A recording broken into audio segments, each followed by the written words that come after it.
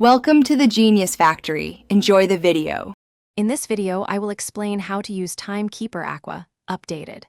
Open the Time Keeper panel from your game menu and tap the clock icon to begin.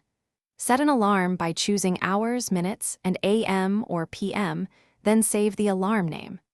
Use the preset slot to store favorite schedules and recall them instantly for raids, quests, or trading sessions. To set an alarm, open Time Keeper and tap Add Alarm to choose the hour, minute, and AM or PM setting.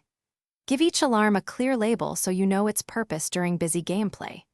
If you need daily reminders, enable Repeat and Pick weekdays, or use Single Shot mode for one-time event coordination with friends and guildmates. Presets save time by bundling multiple alarms into one recallable profile that you can load before events. Create a preset by adding your alarms, then save it to an empty slot with a descriptive name. When you load a preset, all included alarms activate, making coordination simple for raids, meetups, or market windows, and keeping your groups.